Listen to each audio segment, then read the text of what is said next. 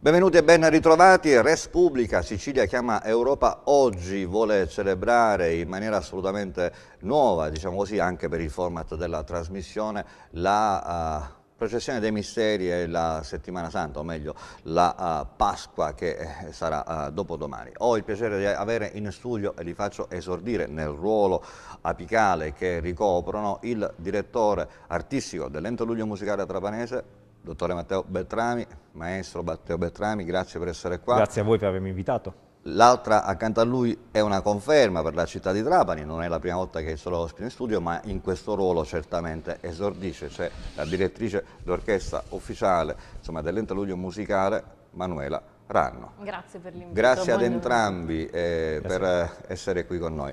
Noi oggi che cosa facciamo? Vi presentiamo questo nuovo corso dell'Ente Luglio Musicale Trapanese, ma più che focalizzarci sul futuro, sulla gestione, su tutte le novità che vedremo e gusteremo nel corso di questa nuova stagione, parliamo proprio dell'esordio ufficiale delle manifestazioni artistiche del Luglio Musicale Trapanese, come appunto presentandovi tra poco, tra pochissimi minuti, l'evento che fa aprire le danze, diciamo così, lo Stabat Mater, che è stato creato, pensato e realizzato per celebrare appunto uno dei maggiori eventi popolari, il pathos proprio della città di Trapani, cioè la processione dei misteri. Siccome abbiamo poco tempo e sono sicuro, e poi vi piacerà quello che vedrete dopo, do subito la parola ai due ospiti, in particolare inizio dal maestro Matteo Beltrami. Veniamo da un anno di pandemia, ancora ce la sentiamo addosso, appunto, non ne siamo usciti,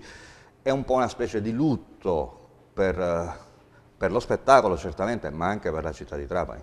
Certo, gli ultimi 12 mesi sono stati caratterizzati da una parola, privazione, che è una parola di cui tutti abbiamo purtroppo sperimentato i diversi aspetti.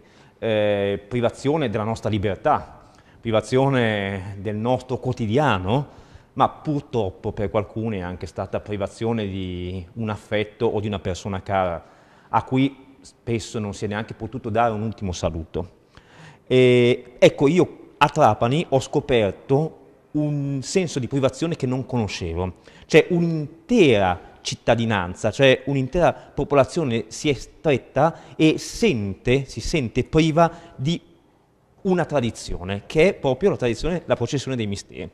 Questo per me è stato nuovo, perché non pensavo che ci fosse attorno a questa tradizione proprio una sensazione appunto di lutto. Ecco, il non averlo assomigliava proprio a un lutto, e questo mi ha colpito molto.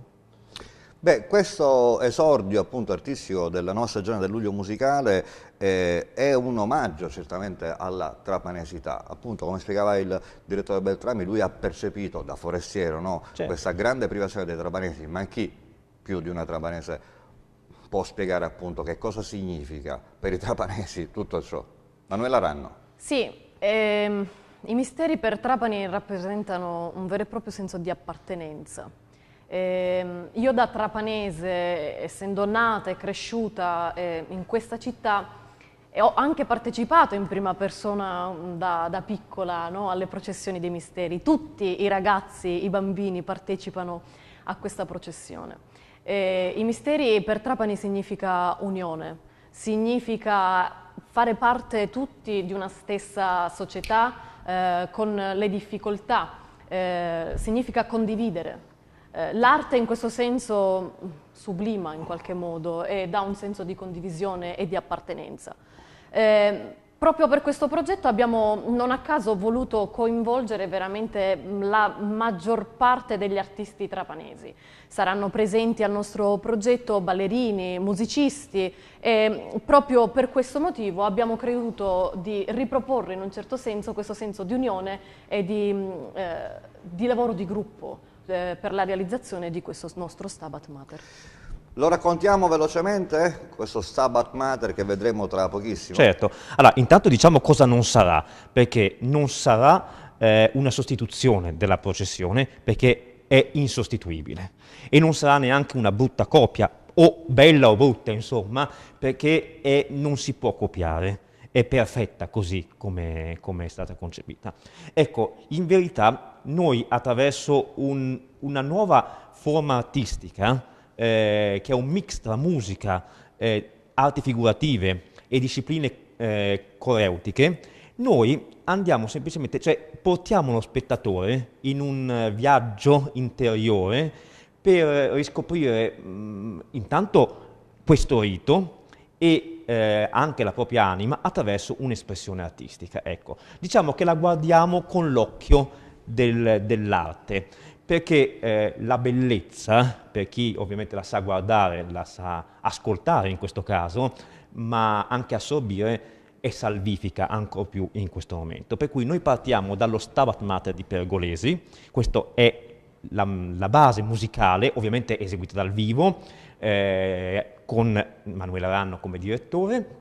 E cosa verranno? Noi andremo a riprodurre tutti i misteri attraverso appunto l'uso di ballerini che immortaleranno in un fermo immagine tutti i misteri. E lo fanno appunto sullo Stabat Mater, che secondo me è il brano che veramente più è vicino a quel dolore che è fisico, perché lo Stabat Mater di Pergolesi non sublima, e nelle note c'è proprio il dolore fisico di una madre che perde il figlio, ovviamente rappresentato dalla madre e dal figlio, no? Quelli che per noi sono la figura, cioè la Madonna e Gesù, ma è proprio un dolore fisico, forte, inteso, che si ritrova nelle note e che secondo me insomma, è quello che hanno provato purtroppo molte persone e molte madri in questo ultimo anno. Matteo, non a caso un collegamento proprio con lo Stabat Mater, la città di Trapani ce l'aveva già anche in passato. Lo Stabat Mater infatti originariamente accompagnava quelle che era la processione dei misteri, prima dell'inserimento delle bande, per cui c'è questo veramente legame con la città, non a caso abbiamo proprio scelto anche questo brano. Come non poter poi far riferimento all'immagine della Madonna, che per Trapani rappresenta anche un grande punto di riferimento con il Duomo della Santissima Annunziata di Trapani, a cui molti trapanesi sono devoti. Beh, insomma, commovente, oltre che insomma, bello da un punto di vista artistico, credo che si percepisca già dalle vostre parole il pathos. Ecco, in questo spettacolo, visto appunto che non vuole copiare, visto questa forma artistica, però abbiamo voluto creare dei link, ovviamente, con la processione. In che modo? Prendendo dei simboli. Perché all'interno della processione ci sono dei simboli, che non sono dei simboli, sia sono degli oggetti, ma sono anche delle azioni simbolo, no? E noi le abbiamo volute portare all'interno di questo progetto. Ora, io proprio da neofita, perché ripeto non la conoscevo, voglio lasciare sempre a Manuela, che lei è la trapanese, no? Il compito di illustrare quali sono, anche perché sono delle parole che io non conoscevo, perché sono delle parole proprio trapanesi, per cui per me sono anche difficili da pronunciare. Vabbè, si abituerà, mi abituerò volentieri, però ecco. Sì, volevo far presente che in teatro ormai tutti, dai nostri macchinisti o dal regista, chiunque conosce la parola annacata, perché l'annacata fa parte proprio del DNA dei trapanesi, per cui questo movimento, questo dondolio, come se fosse la madre in qualche modo che culla ancora il proprio bambino, esanime sul letto di morte, l'abbiamo voluto assolutamente inserire all'interno di questo nostro video, di questa nostra ripresa. Come non poter fare riferimento alle ciaccole, strumento importantissimo che segna l'inizio del rito. Mi state facendo venire, non sto scherzando, mi state facendo proprio venire i brividi. In qualche modo abbiamo voluto dare, come dire, abbiamo voluto che Trapani entrasse nel nostro spettacolo, che Trapani fosse la principale protagonista di questo nostro evento. La ciaccola, così come i tamburi, è l'apertura e la chiusura del portone, così che possa essere di buon auspicio, no, per il prossimo anno, affinché questa chiusura, che è solamente virtuale, possa essere da monito e di buon auspicio per il prossimo anno, per l'apertura di questa stagione. Beh, io sono sicuro, fatemelo dire, lo dico con franchezza, con umiltà, dico, sono sicuro che, visto che mi hanno fatto venire la pelle d'oca, anche a voi. Adesso li salutiamo intanto il direttore artistico dell'Ente Luglio Musicale, maestro Matteo Beltrami, e la direttrice d'orchestra, maestra Manuela Ranno. Grazie per questa introduzione assolutamente significativa. Grazie E a voi. dicevo, sono sicuro che questa Peredoca verrà anche a voi. Vi lascio alle emozioni sonore, visive, suggestive certamente di questa bellissima rappresentazione della trapanesità che apre le danze del nuovo corso dell'Ente Luglio Musicale Trapanese, lo Stabat Mater. Buon ascolto. E buona visione.